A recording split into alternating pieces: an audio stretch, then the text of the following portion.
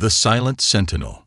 The Archean survey vessel Eternal Dawn drifted through the void at the edge of chartered space, its quantum sensors probing the darkness for signs of resource-rich worlds to add to the Empire's ever-growing territory. Captain Zixtal stood at the observation deck, her iridescent scales reflecting the distant starlight as she contemplated another routine mission in service of the Empire's expansion. That's when everything changed. "Captain." The sensor officer's voice carried an unusual tremor. "We're detecting an artificial object at bearing 247.3, moving at sublight speed." Zixtal's dorsal crests rose in interest. This far from any civilized system, artificial objects were rare enough to warrant immediate investigation. Classification: unknown, Captain. It's not matching any known configurations in our database." The words hung in the air like cosmic dust, each particle laden with possibility and threat. Zixtal moved to the sensor station, her four eyes focusing on the holographic display. The object was small, barely larger than a standard cargo pod, but its design was unlike anything she'd seen in her 2 centuries of service. "Bring us alongside," she ordered. "Full defensive screens, but no aggressive posturing. Let's not start an incident if we can avoid it." The Eternal Dawn adjusted its course with characteristic Archean precision. As they drew closer, the object became visible through the ship's enhanced imaging systems. Its surface was dark, almost perfectly absorbing light, but with strange geometric patterns that seemed to shift and change as they watched. "It's a probe," announced the science officer, Vental. "But the technology. Captain, you need to see this."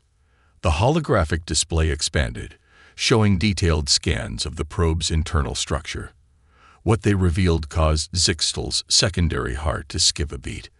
The technology was simultaneously primitive and advanced, like finding a stone axe made of quantum-entangled particles. "There's more," Vental continued, his voice dropping to a near whisper. "We've detected an energy signature. It's been watching us, Captain.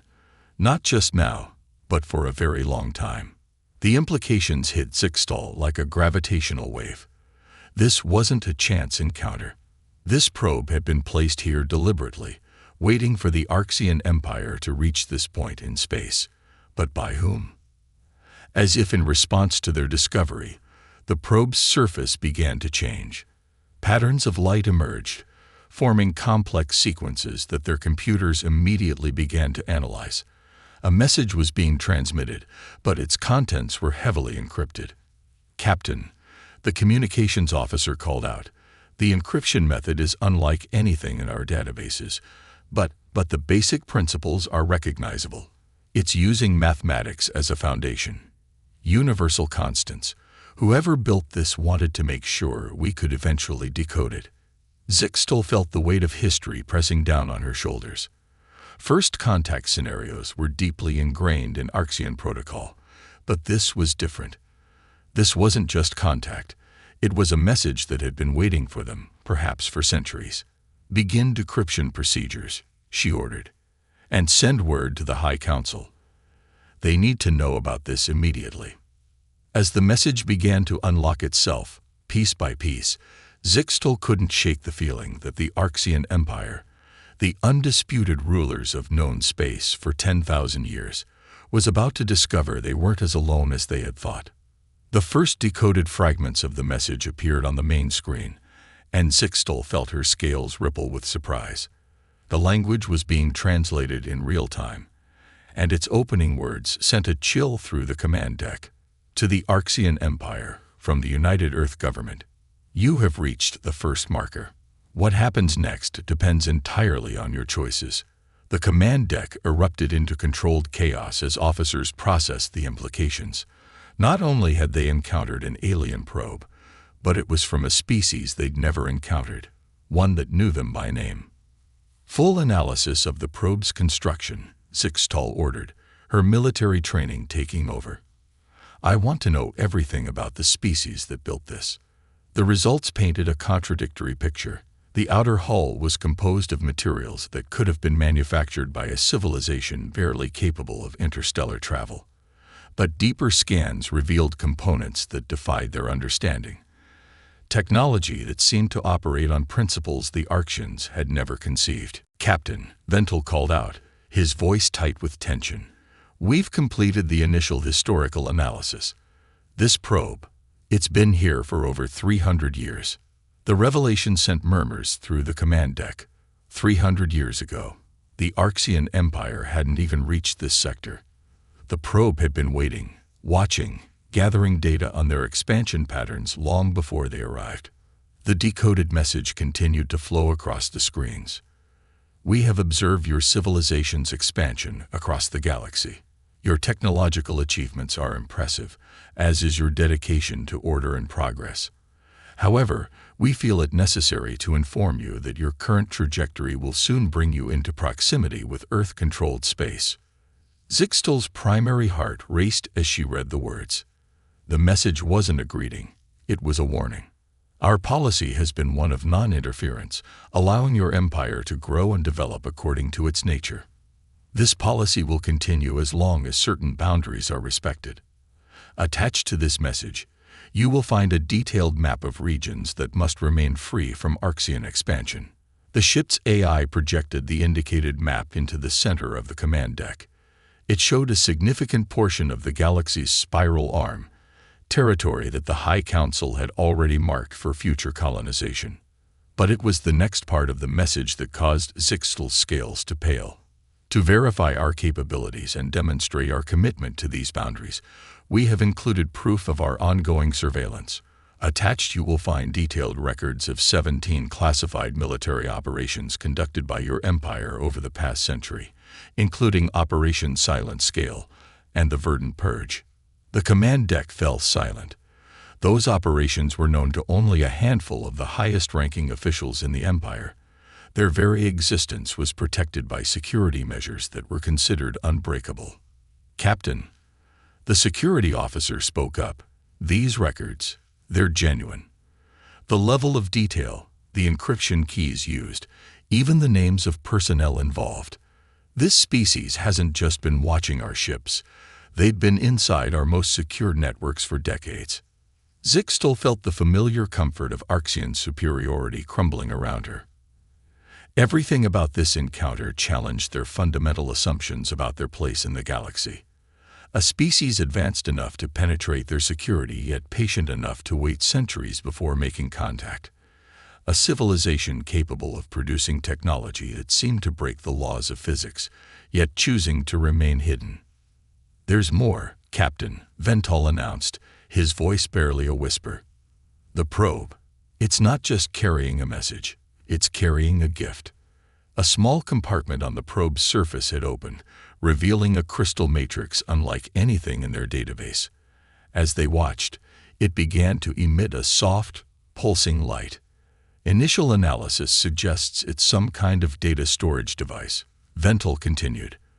"But the amount of information it contains, Captain, if our readings are correct, this single crystal could hold more data than the entire Imperial Archive." The final section of the message appeared. "Consider this technology a gesture of peaceful intent. It contains a fraction of our scientific knowledge, specifically, theoretical models that will help you understand why certain areas of space must remain undisturbed. Study it carefully. The decisions you make in the coming months will determine the nature of our future relationship. Remember, this is not the only probe, and we are not the only watchers. Proceed wisely." End transmission. Zixtal stared at the probe, its dark surface now seeming less like a piece of technology and more like a mirror reflecting the Empire's own assumptions back at them. They had always imagined first contact would come from a position of strength, with the Arxian Empire extending its benevolent influence to some younger species. Instead, they had stumbled into a game of quantum chess that had been in progress for centuries, and they were only just learning the rules. "Set course for the Imperial capital," she ordered, her voice steady despite the turmoil in her minds. "And prepare a full report for the High Council. They need to understand exactly what we found here." As the eternal dawn began its journey home, Zixtel couldn't shake the feeling that the galaxy had suddenly become a much larger and more dangerous place. The humans had revealed themselves not with weapons or threats, but with something far more potent: the quiet confidence of a species that had nothing to prove. The warning. The Imperial capital's central spire pierced the purple clouds of Arxis Prime, its crystalline surface reflecting the light of 3 suns. In the High Council chamber, 12 of the Empire's most powerful leaders sat in troubled silence as they reviewed the data from the Eternal Dawn's encounter. Supreme Commander Krenvor, his battle-scarred scales a testament to centuries of military service, spoke first. The implications are disturbing. This species, these humans, they've been watching us, studying us, while remaining completely hidden from our detection. Perhaps more disturbing is their technological disparity, added Science Director Miralith, her luminescent patterns pulsing with agitation. The probe's outer construction suggests a civilization barely capable of interstellar travel, yet the crystal matrix they provided contains theories that our best minds are struggling to comprehend. The High Council chamber's holographic display showed a rotating image of the human probe, alongside streams of partially decoded data from the crystal matrix. The gift, as they were coming to understand it, was both enlightening and humbling, like giving a child a glimpse of quantum mechanics. "What troubles me," said Economic Minister Vaxel, "is their patience. What kind of species develops such technology, but chooses to hide it? What kind of civilization has the power to infiltrate our most secure networks, but uses it only to watch?" "A dangerous one," Krenvor answered grimly. "Think about it. Every piece of information they've revealed serves a purpose. The proof of their surveillance capabilities, the advanced theories in the crystal matrix, even the primitive construction of the probe itself. They're showing us exactly what they want us to see, no more, no less." The chamber fell silent as the implications sank in. For 10,000 years, the Arxian Empire had expanded unchallenged across the galaxy, encountering only primitive species that were easily subjugated or absorbed. Their superiority had been a fact of existence, as fundamental as gravity. Now that certainty was crumbling. "We've completed the preliminary analysis of their restricted zones," announced Miralith, manipulating the holographic display. A new map appeared, showing the regions humans had declared off-limits. The interesting thing isn't just the size of the territory, it's the nature of it. These boundaries aren't arbitrary. They're protecting something. The map highlighted several star systems within the restricted zone. They seemed unremarkable at first glance, but deeper analysis revealed subtle anomalies, gravitational inconsistencies, unusual radiation patterns, and space-time distortions that defied conventional physics.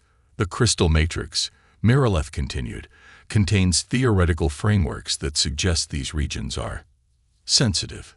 Manipulating space-time in these areas could have cascading effects across multiple dimensions.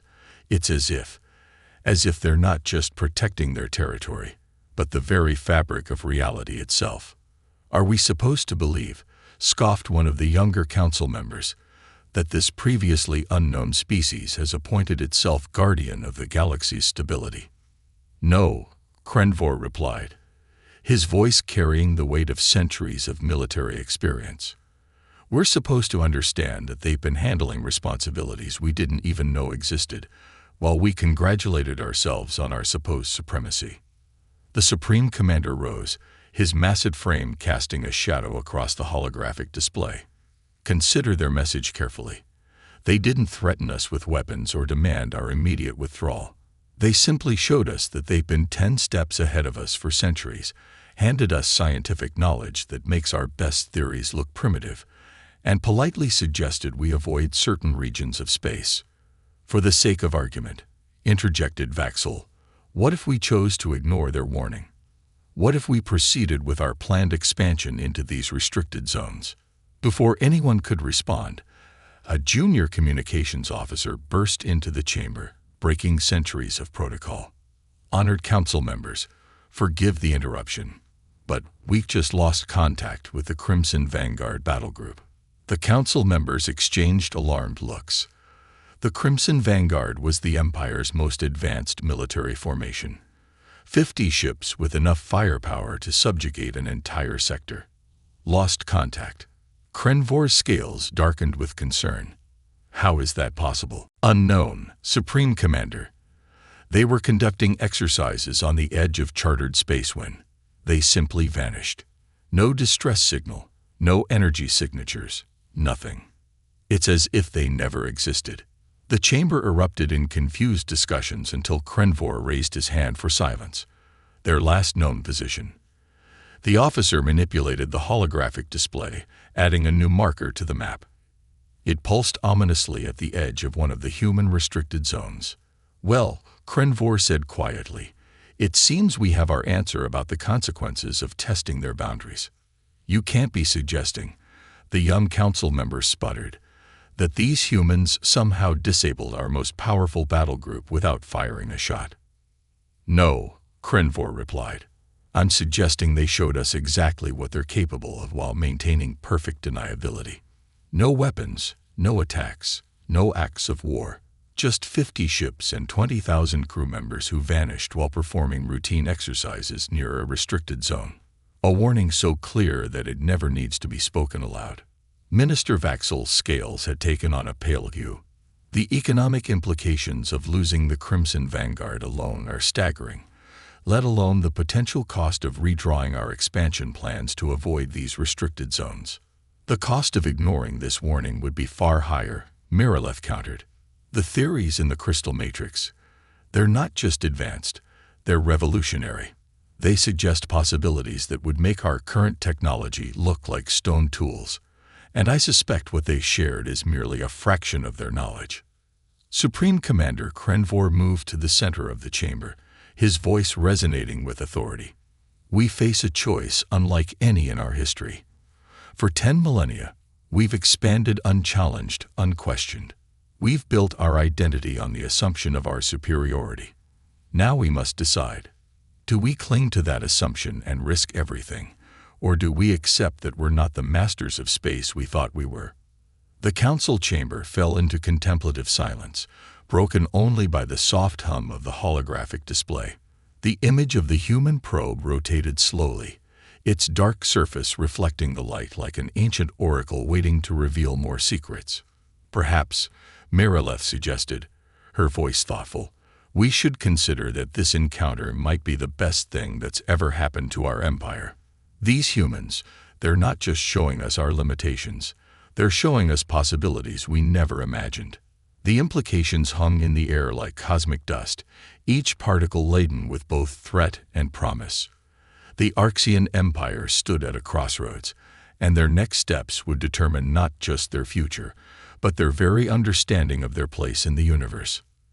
The investigation. The Imperial Archives were normally a place of quiet contemplation, but today they hummed with frantic activity. In a secure chamber deep within the crystalline structure, Archivist First Class Talera worked with a team of the Empire's finest scholars, piecing together the puzzle of humanity's existence. Look at this, she called out, manipulating a holographic display showing recovered data from various deep space monitoring stations. We've been detecting their activities for centuries. We just didn't know what we were looking at. The display showed countless anomalous readings from across the galaxy, strange gravitational fluctuations, unexpected radiation patterns, and microscopic distortions in spacetime that had been dismissed as instrumental errors or natural phenomena. They've developed a way to hide in plain sight, Supreme Commander Krenvor observed, his battle-scarred form casting long shadows in the archive's dim light. The question is, why? What species achieves this level of advancement and chooses invisibility over dominance? Talera's scales shifted to a thoughtful blue hue as she brought up another display. I believe I found something relevant in their gift. The crystal matrix. It's not just scientific theories. It contains historical data, specifically about their homeworld. The holographic display transformed into an image of a blue-green planet orbiting an unremarkable yellow star. Earth. As they watched, the display began showing the planet's history, a story that made even the hardened Supreme Commander's scales ripple with surprise. Their evolution was brutal, Tel-Era explained. Unlike most spacefaring species we've encountered, humans didn't evolve in harmony with their environment. They evolved through constant challenge and adaptation. The display showed scenes from Earth's history, massive climate shifts, extinction events, natural disasters. Through each catastrophe, life persisted, adapted, evolved. And at the apex of this evolutionary gauntlet stood humanity. Most remarkable is their technological development, Tel-Era continued. Look at this timeline. A new display appeared, showing human technological progress. What they saw defied conventional understanding. While most species took millennia to progress through each technological age, humans had gone from primitive tools to space travel in less than 10,000 years, a pace that should have been impossible. They're not just fast learners, Krenvor realized, his military mind grasping the implications. They're crisis adapters. Each major advancement in their history came in response to some existential threat or challenge. Exactly, Tel-Era agreed.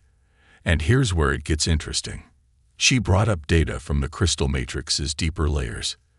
Their scientific development didn't follow the normal linear progression we see in most species. They made intuitive leaps, found shortcuts, developed technologies that shouldn't have been possible at their development stage. The display showed examples. Primitive nuclear weapons developed before widespread electrical infrastructure, digital computers invented before fully understanding particle physics, artificial intelligence created while still burning fossil fuels. It's as if, Krenvor mused, they never waited to fully understand a technology before putting it to use. They just made it work through sheer determination and ingenuity.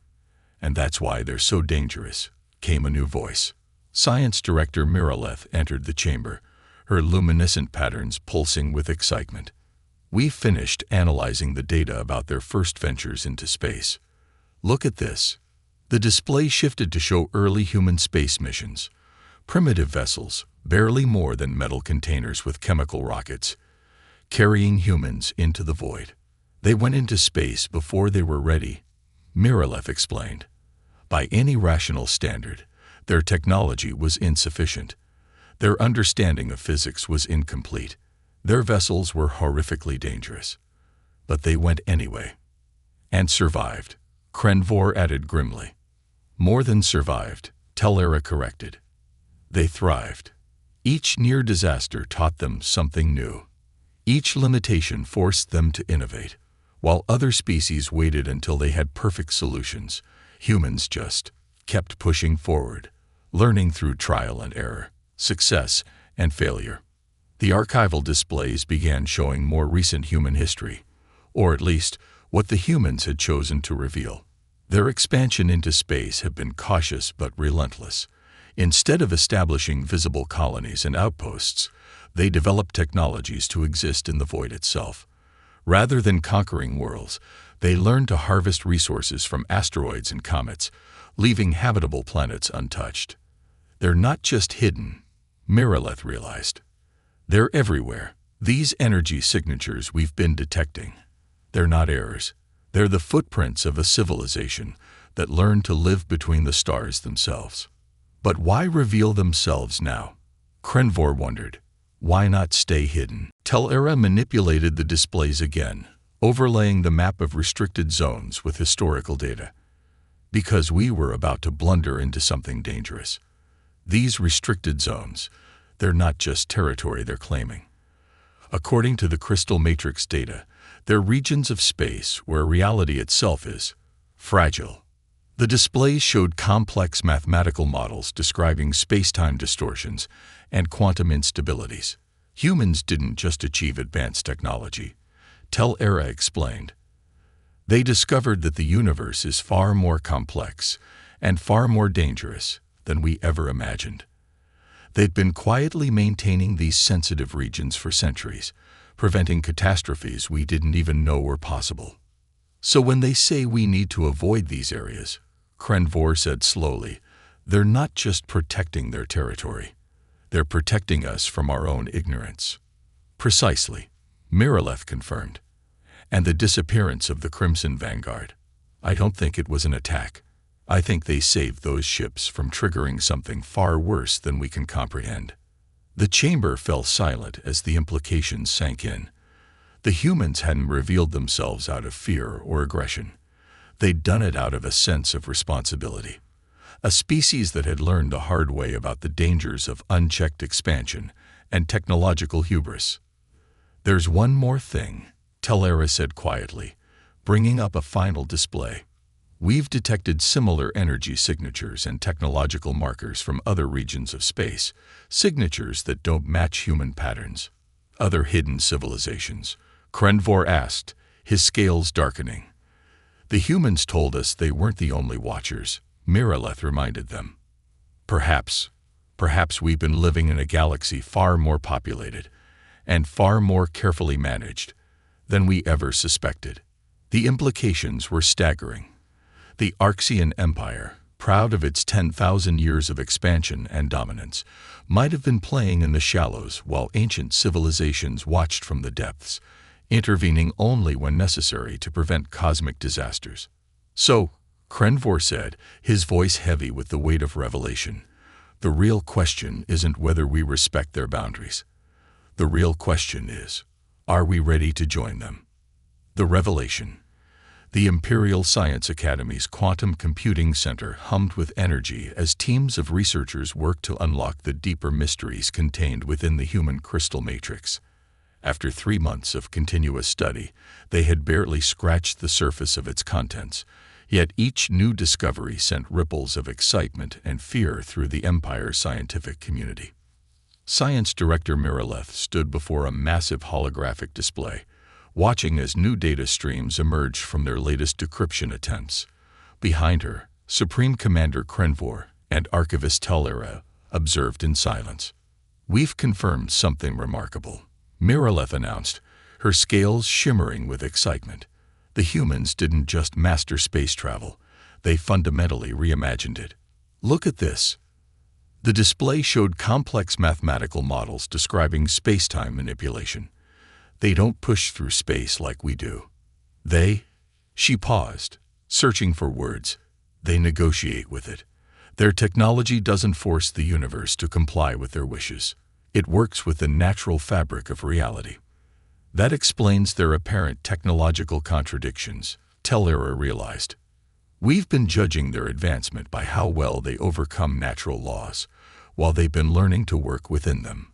Krenvor moved closer to the display, his military mind analyzing the implications. "So when our battle group disappeared, they didn't attack it," Miraleth confirmed. "According to these equations, they likely detected an imminent space-time fluctuation and moved our ships to safety. The disappearance wasn't a weapon, it was a rescue." The revelation hung in the air like a suspended particle in zero gravity. The humans hadn't just warned them about cosmic dangers, they'd actively protected them from their own ignorance. "There's more," Miraleth continued, bringing up new data streams. "We've discovered why they chose to remain hidden for so long. Their historical records suggest they learned early on that visible power attracts challengers. Their own history is filled with empires that grew too large, too visible, and ultimately collapsed under their own weight." The display showed scenes from human history, rise and fall of civilizations, each one teaching lessons that humanity had taken to heart. They decided that true power lies not in domination, but in invisible influence.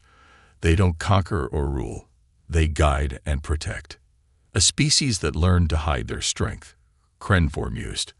"The ultimate predator that chose to become a guardian instead." Tellera manipulated the controls, bringing up another set of data. "This is what truly sets them apart. Look at their response to first contact scenarios throughout their history."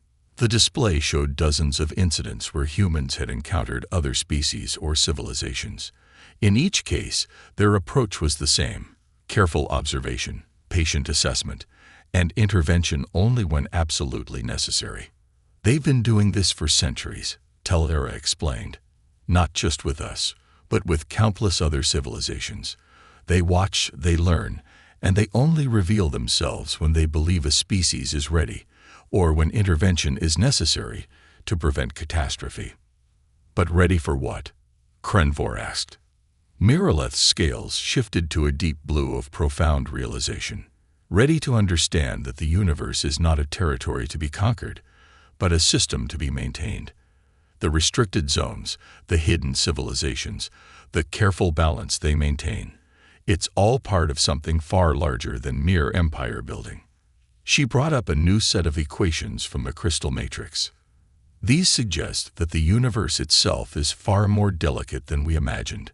Space-time isn't just a backdrop for our activities. It's a living fabric that can be irreparably damaged by careless exploitation. The humans and their allies aren't just protecting territory, they're preserving the very structure of reality. And now they've invited us to understand this truth, Tellera added. The crystal matrix isn't just a warning or a demonstration of power. It's an invitation to join a greater community, one that exists in the shadows of conventional space. Krenvor's military bearing softened as he absorbed the implications. All this time, we thought we were expanding into empty space, bringing order to chaos. But we were children playing with fire, watched over by guardians we couldn't see. Not just guardians, Miraleth corrected. Teachers. Look at how they've revealed themselves, not with demands or threats, but with knowledge. They're showing us a path to something greater than empire. The quantum computing center's displays flickered with endless streams of data, each one revealing new aspects of human understanding. Their technology, their philosophy, their very way of existing in the universe, all of it challenged everything the Arxians had believed about civilization and progress. I think I understand now, Krenvor said slowly, why they chose this moment to reveal themselves. It's not just about protecting the restricted zones. They saw something in us, some potential that made them think we might be ready to understand. Ready to understand what? Tellera asked. That true power isn't about control or dominance, Miraleth answered, her voice filled with wonder. It's about responsibility. The humans and their allies aren't rulers of the galaxy. They're its caretakers. And now they're asking us if we're ready to join them in that duty. The displays showed more decoded data from the crystal matrix, glimpses of technologies and understandings that bordered on the mystical. But unlike before, these revelations no longer felt like threats or challenges to Arxian supremacy. They were windows into a universe far more wonderful and terrible than they had imagined. The question remains, Krenvor said, his voice carrying the weight of 10,000 years of Arxian history. Are we ready to put aside our dreams of empire and accept this new role? Are we prepared to step into the shadows and become guardians ourselves? The answer would change not just the future of the Arxian Empire, but their entire understanding of their place in the cosmic order. The humans had offered them a choice between continuing their path of expansion and awakening to a deeper truth about the nature of power and responsibility in the universe. The real test was not whether they could match human technology or power. It was whether they could evolve beyond their own limitations and join a coalition of species dedicated to something far greater than mere territorial control. The choice. The High Council chamber of the Arxian Empire had never felt so small. Despite its vast crystalline dome and sweeping views of the capital world below, the space seemed to shrink under the weight of the decision they faced. All 12 council members were present, their scales reflecting the light of 3 setting suns as they prepared to determine the future of their civilization. Supreme Commander Krenvor stood at the center, his battle-scarred form casting long shadows across the floor. Beside him, Science Director Miraleth and Archivist Tellera waited with their final reports, the culmination of months of study into the human revelation. Honored Council, Krenvor began, his voice carrying the gravity of the moment.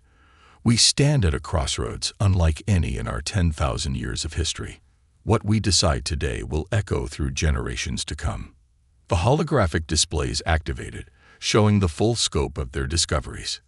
The restricted zones, the quantum mathematics from the crystal matrix, the evidence of other hidden civilizations, and the delicate cosmic architecture they had never known existed. For millennia, we believed power came from expansion, from control, from visible strength. Krenvor continued. We measured our greatness by the worlds we conquered and the species we subjugated. But now we understand. We were building an empire of sand while giants walked among the stars. Miraleth stepped forward, her scales pulsing with the excitement of scientific discovery. The humans and their allies haven't just mastered the physical universe, they've learned to nurture it. Their technology, their methods, their very philosophy of existence represents an evolutionary leap beyond what we thought possible. The displays showed their analysis of human capabilities, not as a threat assessment, but as a window into possibilities they had never imagined. They don't just travel through space, Miraleth explained. They commune with it. They don't force reality to bend to their will. They've learned to dance with the quantum fabric of existence itself. And now they're offering us a chance to learn this dance. But at what cost? Demanded one of the elder council members. Are we to simply abandon 10,000 years of tradition, our destiny of expansion, our divine right to rule? Telera's voice cut through the chamber with quiet authority. With respect, honored elder, we never had such a right. We merely believed we did because we couldn't see the full scope of the cosmos. We were like children claiming ownership of the ocean because we built a sand castle on its shore. The archival displays shifted, showing the patterns of human intervention throughout history. Subtle, careful, always focused on preservation rather than control. They could have stopped us at any time, Krenvor added. They could have crushed our empire with technology we can barely comprehend. Instead, they watched, they waited, and when necessary, they'd protected us from dangers we couldn't even see. They didn't treat us as enemies or subjects, but as potential allies in something far greater than empire. The chamber fell silent as the implications sank in. Centuries of assumed superiority were crumbling, replaced by a humbling but exhilarating truth. They were being invited to join a hidden coalition of species dedicated to preserving the very fabric of reality. The human probe, Miraleth continued, wasn't just a warning. It was an invitation. The crystal matrix contains more than scientific knowledge. It's a roadmap to our potential future. They're showing us what we could become, if we're willing to evolve beyond our current limitations. The displays showed the restricted zones again, but now the Council could see them for what they truly were, not barriers to their expansion, but vital organs in the living body of space-time itself. We have three choices, Krenvor declared. We can reject their warning and continue our expansion, likely triggering a response that would end our empire. We can simply respect their boundaries and continue as we are, forever limited by our own ignorance. Or, he paused, letting the moment stretch. Or we can accept their invitation. We can learn to see the universe as they do, not as territory to be conquered, but as a garden to be tended. We can join them in their great work, becoming part of something far more magnificent than an empire. The chamber erupted in discussion, scales shifting colors as emotions ran high. Centuries of tradition warred with the promise of transcendent possibility. Pride battled with wonder, fear danced with hope. Finally, the first speaker of the council rose, her ancient scales gleaming with the wisdom of ages.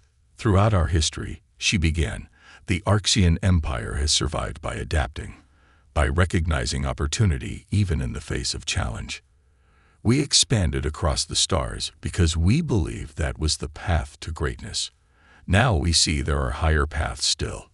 She moved to the center of the chamber, her voice growing stronger. We aren't being asked to surrender our power. We're being offered a chance to transform it into something greater. Not rulers, but guardians. Not conquerors, but caretakers of reality itself. One by one, the council members' scales shifted to the deep blue of agreement. The decision crystallized in the air like forming stars. Send a message to the humans, the first speaker commanded. Tell them the Archean Empire is ready to learn a new way of dancing among the stars. As the message was transmitted into the void, encoded in the same quantum frequencies the humans had used, Krenvor felt a profound shift in his understanding of power. Their empire had sought to impose order on the cosmos, never realizing that the greatest power lay in preserving the intricate dance of reality itself. The age of empire was ending, but something far more wonderful was about to begin. In the depths of space, undetectable to conventional sensors, countless watching eyes registered the Arxian decision. Humanity's gambit had worked. Another civilization had chosen to step out of the shallows and into the deep waters of cosmic responsibility. The great dance continued, and the universe hummed with the possibility of what was to come.